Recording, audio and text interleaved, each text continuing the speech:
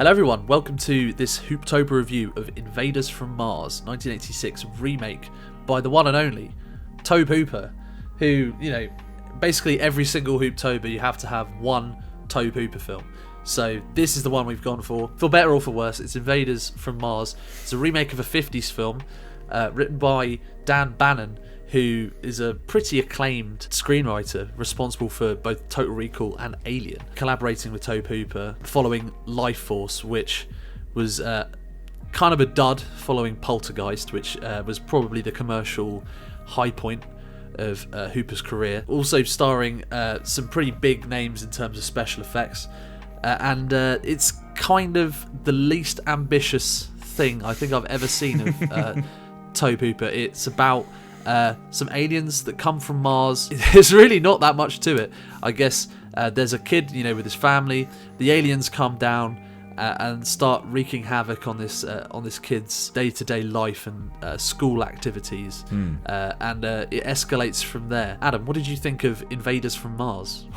I thought this was really, really bad. I found this very difficult to watch, and I know it kind of seems to have quite a loyal cult following, as does many of Tobe Hooper's films and Tobe Hooper in general. But where I enjoy the B-movie schlockiness of a lot of 80s films, and indeed some of Tobe Hooper's work, like I love Poltergeist. I think it's a fantastic film, and I think Life Force has a lot more going for it than this. I think Life Force is a really creative, vivid, high-concept film, in spite of its various flaws.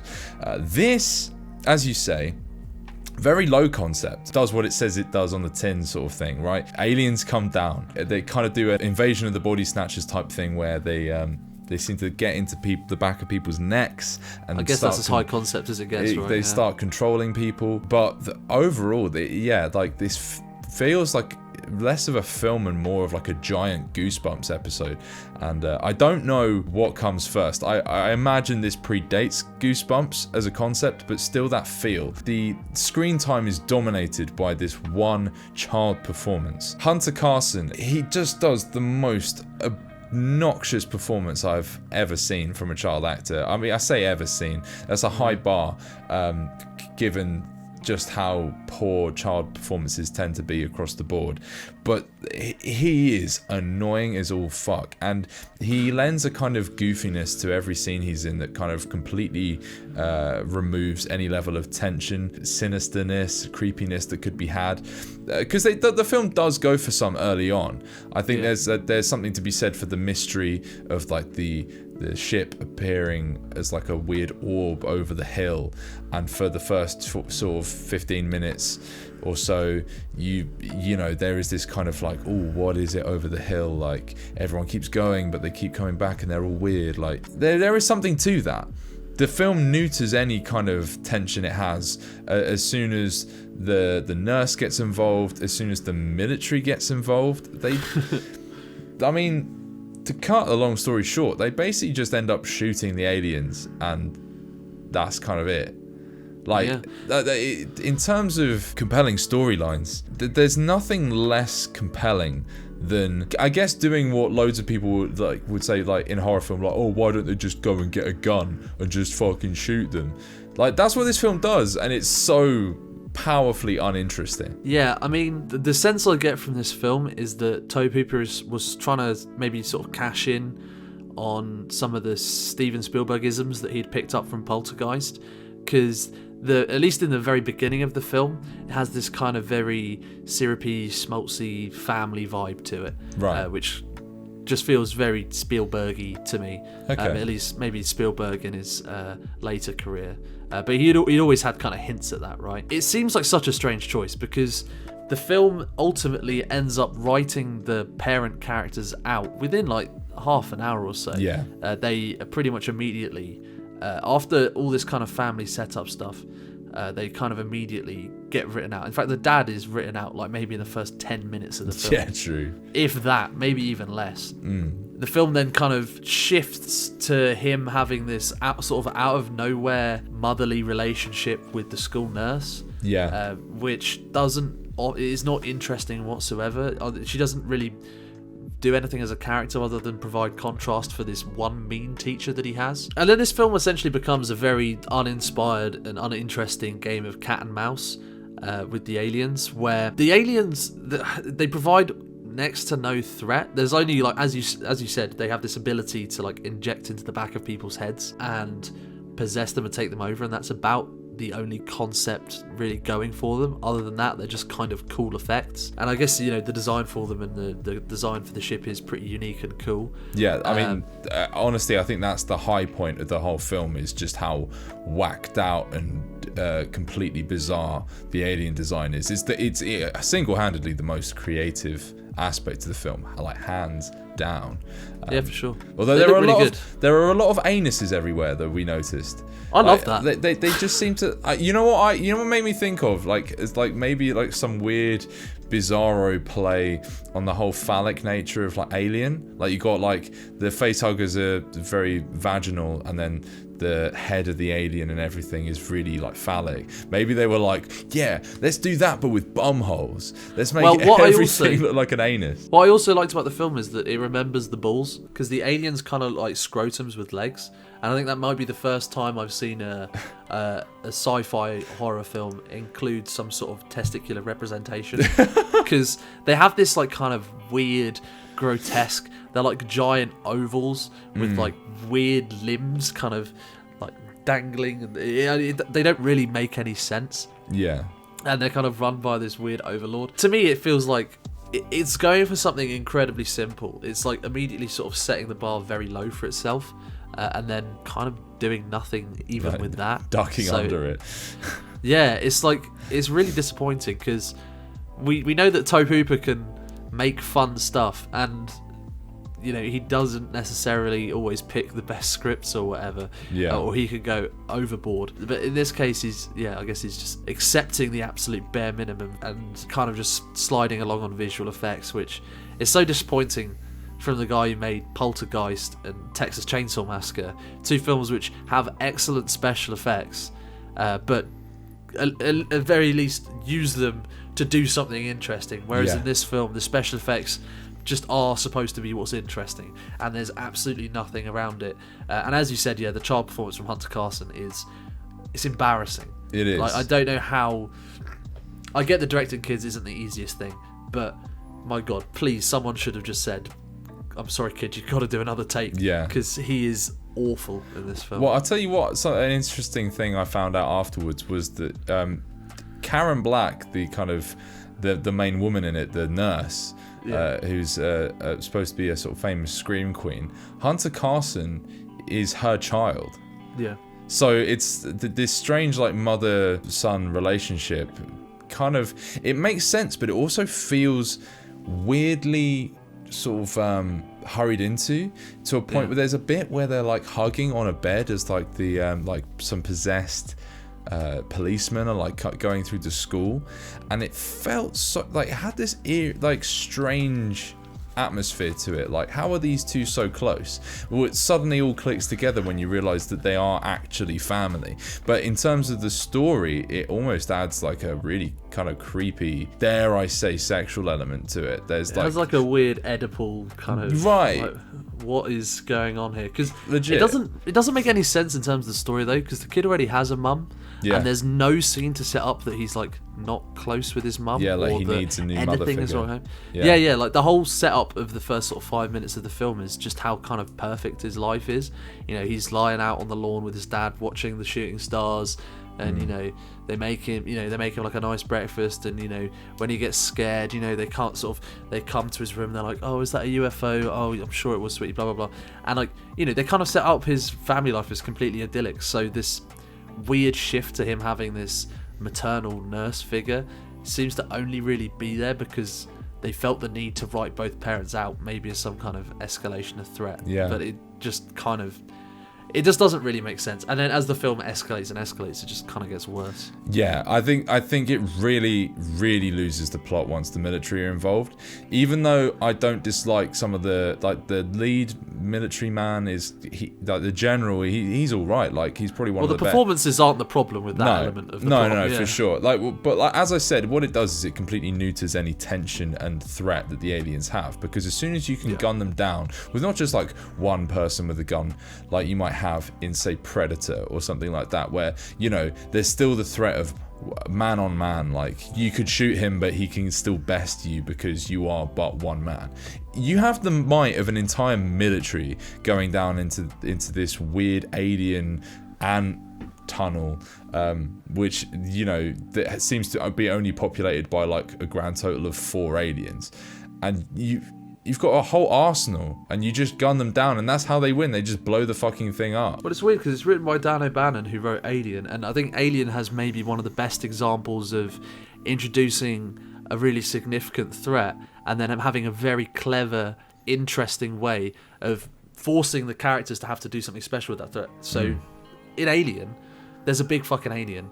They're like, why don't we shoot it? And they realise that, you know, it bleeds acid, so they can't shoot it because it might burn through the hull of the ship, and then they're all fucked, right? Yeah. Like that's like a genius screenwriting move. Yeah. Like it's so basic, but that's kind of what makes Alien such an incredible film, is that it's so simple and so well written, and it, like, you know, each bit of information like manages to up the scale and up the ante. Whereas in this film, it kind of feels like it's trying to up the ante with like the demonic school bus woman kind of doing like weird. Then they like do like a sort of almost terrorist attack where they're like driving the bus and they like want to blow something up. Oh yeah, you're right. Yeah, I forgot about that bit. Yeah, sorry. Yeah, they blow up the rocket. I forget for what purpose. That's the other thing, right? The aliens don't like. Okay, so the aliens aren't just like a force of nature like in Alien. They appear and must have some kind of intelligent motive, because, you know, they possess people and they force people to do things. But when for whatever reason they bring, you know, Hunter Carson, the kid's character, to the scene of the alien where the military are facing them off, and let him run into the alien ship for whatever reason, when he confronts them, he just kind of says, you can't do this, it's not right, and they just kind of go and then they get shot. So it's like, what exactly were they trying to do? Is there like any like twist or gimmick to this? It's like, this film didn't have to be like amazing 10 out of 10, but it could have been a sort of solid, decent, okay, kind of fun for what it is, 5 out of 10 film, if it at least had a gimmick. And Tobe Hooper is like, he should be the gimmick guy. Life Force had way too many gimmicks, and maybe this is just like an overcorrection. It's like a detox. It's like, oh, okay, I went really wacky. Now I've got to. Because what was it in Life Force? It was like alien vampires that like rule the world. In this, it's just like some aliens shot from Mars. They want to kill people. Yeah, that's it. You know. Yeah, I mean, again, it's because it's like a remake of a 50s film. Yeah, you do get the impression from this they are trying to capture that sort of warm 50s aesthetic, but, you know, under the, you know, a newer 80s guise, you know, with the sheen of the era. But what that seems to have translated into is a very, very tepid plot, with a kind of laughably family-friendly, almost like kid-focused sensibility to it, where it almost comes across like a terrifying alternate reality Teletubbies or something.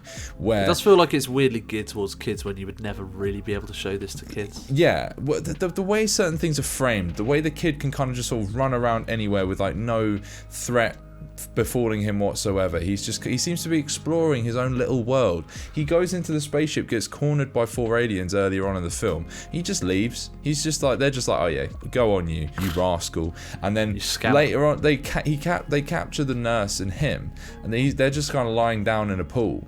And he just gets up. He's like, no, don't do this. This is wrong. And he just leaves. He goes up to like the main alien, and the other aliens are like, and they don't try and stop him whatsoever, even though the other woman is like sort of trapped there, pinned in place, so that she can have the neck operation done on her later. Why they just let this kid run around free as he likes, and it has no weight to it whatsoever, which makes it just like that kid element, the kid-friendly atmosphere, even like denser.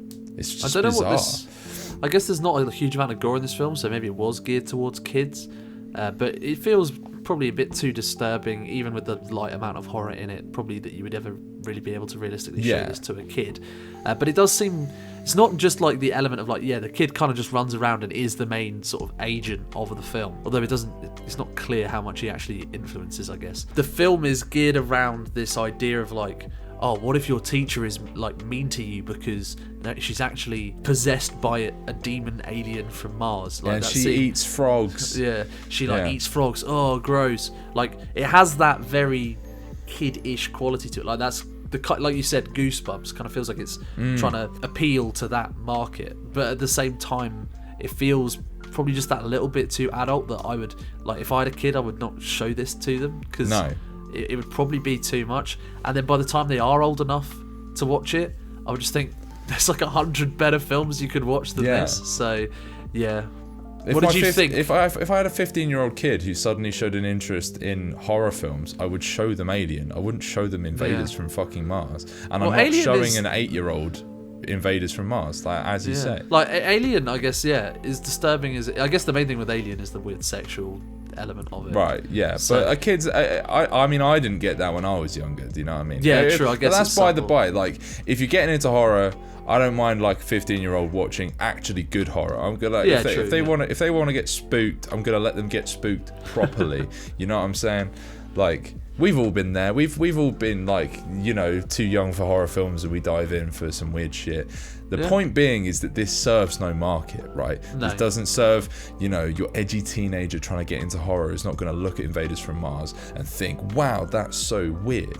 Like, you would have had to have found this as a child for it to, I feel like, for it to have any kind of weight to it whatsoever. Yeah. What would you rate Invaders from Mars? I honestly think this is like a 2 out of 10. Like I really powerfully disliked it. Something we haven't yet touched on is it does its twist ending, where as they defeat the aliens, the orb goes off, and we did it. They've gone, and he's about to get like burnt up as the aliens leave, and like the spaceship is flaming everywhere or whatever. And then he wakes up in bed. He's like, it was all a dream. The parents, they're like, oh, don't worry, we're fine. And, you were just having a bad nightmare. And he's like, oh, thank God. Then he sees the spaceship landing again. He's like, oh, no, what the fuck? And he goes into his parents' room and does like a freeze frame of him screaming, as you can only assume that he walks in and they're both demonic aliens. Which, in of itself, seems to be, so a huge trope in film and TV is that it was all a dream thing, which they were clearly, aping, and then they do the twist on the twist, right? That's the thing. But that twist on a twist is just as annoying of a trope, if not more egregious, in my opinion. To like build the film up and have this sort of false cop-out ending is just so cheap, so outrageously cheap. As if the film hadn't been obnoxious enough up until that point. It then leaves you with a final fuck you stinger at the end. This is a complete waste of time. It's not interesting with how weird it is. The designs are cool for the aliens, and that's literally it. I would genuinely just recommend watching Goosebumps, for fuck's sake. Like, if you want that kind of content, that's a better way of getting it. So yeah that's my feeling. I had rated this a 3 before the ending, and thinking about the ending as you were going over it, I think I have to agree it's a 2 out of 10, because you could get some level of incredibly basic enjoyment from the plot, but that ending is just so lazy and completely desperate to add a final sting, as you said. Yeah. It doesn't make sense. No, it doesn't. Way. It just kind of implies that. So all it really implies is that nothing has happened. None of the things that you've seen in the film have happened, and now something actually will happen. But it's the end. It's hard to know. It's hard to know what exactly it implies, because I think it could imply a multitude of things. It could imply that the aliens just came back and that nothing changed, that he didn't succeed, or it could imply the aliens have some kind of supernatural ability to reset and just do it all again, it implies a number of things, all of which fuck the film up.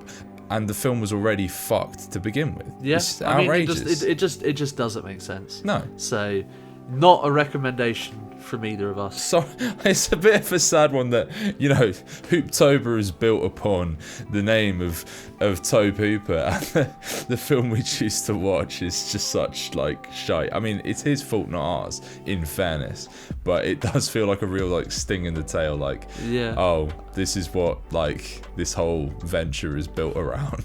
Well, when I was making the Whoops. list, I was toying with Texas Chainsaw Massacre, but then I was like, I've already seen it, so we'll Right. go with something neither of us have seen. And thinking You're back on full it, of regret. should have put the Chainsaw Massacre. It's a much better film.